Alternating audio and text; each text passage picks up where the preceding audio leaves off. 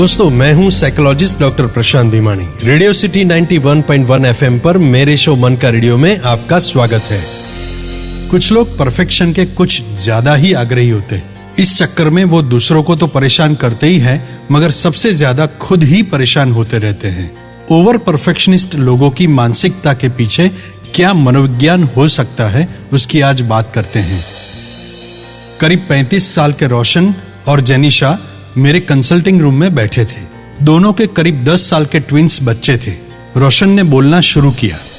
Doctor साहब, हमारे घर में 3 नौकर हैं। 2 तो 24 घंटे के लिए रखे हैं। हर रोज तीनों की मानो परेड लग जाती है। दोनों बच्चे और मैं भी जेनिशा से इतने परेशान हो चुके हैं कि कुछ समझ ही नहीं आ रहा कि कब इससे छुटकारा मिलेगा।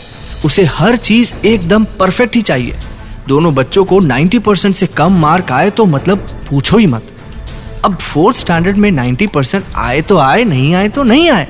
ऐसा एटीट्यूड होना चाहिए ना। इतना भी क्या टेंशन करना। वो लोगों पर इतना कंट्रोल करती है कि लॉकडाउन में तो एक फिक्स टाइम पर उठ जाना, नहाकर तैयार हो जाना और अपने बाथरूम को क्लीन कर देना। एक बार बाथरूम क्लीन कर लिया, फिर अगर मैंने गलती से बाथरूम में पैर रखा और थोड़ा भी गंदा हुआ तो पूरे दिन का झगड़ा पक्का। इस हद की तू मैं हो जाती है कि ऐसा लगता है कि घर ही छोड़ दूं। पूरे घर में सफाई और चीजों को अपनी जगह पर एग्जैक्ट तरीके से रखने में ही हमारा ध्यान लगा रहता है। मेरी पत्नी के इस एक्स्ट्रा कंट्रोलिंग बिहेवियर का कुछ कीजिए डॉक्टर साहब। दोस्तों, अपने नियम दूसरों पर थोप देने की इस बात को सुनकर जेनिशा गुस्से में थी। उसमें किसी बात की कमी है ये मानने को वो तैयार ही नहीं थी। उसको बाकी सब लोग अनऑर्गेनाइज्ड लगते थे। उसे लगता था ट्रीटमेंट की जरूरत सच में रोशन और बच्चों को है।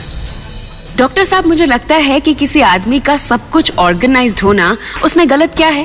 मेरे जैसा परफेक्ट घर में कोई नहीं है। अगर बच्चे बड़े होकर ऑर्गेनाइज्ड नहीं रहे तो भुगतना तो हमें ही पड़ेगा ना। मैंने तो बचपन से ही डिसिप्लिन लाइफ देखी है। मैं हॉस्टल में रही हूँ। हमें सब कुछ टाइम टू टाइम कर लेना पड़ता था। और मेरे पापा भी आर्मी में थे। इसी वजह से हमें हर चीज में परफेक्शन ही पसंद है। बचपन से गलतियों के लिए काफी पनिशमेंट मुझे भी मिली है। उसके सामने तो मेरे बच्चों को मजे ही मजे है। दोस्तों, दरअसल यहाँ दिक्कत परफेक्शनिस्ट होने में नहीं, बल्कि ओवर परफेक्शनिज्म और ओवर कंट्रोलिंग बिहेवियर की है। जेनिशा की साइकोलॉजिकल हिस्ट्री ली गई। इस पर से ये बात साफ हो गई कि उसे ऑब्सेसिव कंपल्सिव पर्सनालिटी डिसऑर्डर था। ओवर परफेक्शनिज्म, सब कुछ एक जैसे ऑर्डर में ही होना चाहिए और स्वच्छता एक हद से ज्यादा होनी चाहिए। ऐसे लोग ओवर परफेक्शनिस्ट होते हैं। उन्हें सब कुछ ऑर्डर में ही चाहिए और स्वच्छता के लिए कुछ ज्यादा ही क्रेजी होते हैं। इसमें व्यक्ति अपने स्टैंडर्ड्स आसपास के लोगों पर थोपने लगता है। वही प्रॉब्लम है।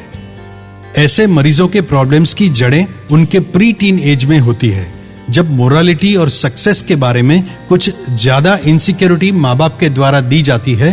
तब बच्चे या तो सरेंडर कर देते हैं या फिर रिबेलियस बन जाते हैं। डर और फेल्योर परफॉर्मेंस के साथ लिंक हो जाते हैं। जो थोड़ा भी आगे पीछे हो तो pre set mind set disturb हो जाता है। मेरा कुछ खराब हो गया तो व्यक्ति ऐसे डर की वजह से सब कुछ ऑर्डर में रखने का प्रयास करने लगता है और ऐसा पर्सनालिटी डिसऑर्डर होता है। ऑब्सेसिव कंपल्सिव पर्सनालिटी डिसऑर्डर की सबसे इफेक्टिव ट्रीटमेंट साइकोथेरेपी है। इसमें पेशेंट को इलॉजिकल थॉट्स और इसके इंटरप्रिटेशन के बारे में मनोवैज्ञानिक तरीके समझाए जाते हैं। जेनिशा ये समझ पाई कि उसकी बाथरूम की सफाई से मन की शांति की कीमत कहीं ज्यादा है। जिस तरह से हम ट्रेन हुए, उसी तरह से आज के जमाने के बच्चों को ट्रेन नहीं कर सकते। अपने साथ बचपन में जो भी हुआ वैसा ही बच्चों के साथ होना जरूरी नहीं है। हो सकता है बच्चे भी यही ऑब्जर्व करके बड़े होकर कुछ ऐसे ही कोई डिसऑर्डर का शिकार बन जाए। मनोवैज्ञानिक रिलैक्सेशन सीखने से मानसिक रिजिडिटी और तनाव कम होते हैं। दूसरों के ओपिनियन का स्वीकार हम कर पाते हैं। दोस्तों, अशांति वाले परफेक्शन की बजाय शांति वाली फ्लेक्सिबिलिटी कहीं बेहतर है। तो दोस्तों, रेडियो सिटी 91.1 एफएम पर मैं साइकोलॉजिस्ट डॉक्टर प्रशांत भीमानी आपको मिलूंगा नेक्स्ट टाइम कुछ ऐसे ही इंटरेस्टिंग किस्से और उसके साइकोलॉजिकल सॉल्यूशंस के साथ। तब तक मेरे सभी एपिसोड सुनने के लिए YouTube पर सर्च करें डॉक्टर प्रशांत भीमानी मन का रेडियो, और एपिसोड के कमेंट सेक्शन में जाकर आपके रिस्पॉन्स या कोई भी सवाल मुझे पूछें। So be happy and keep smiling.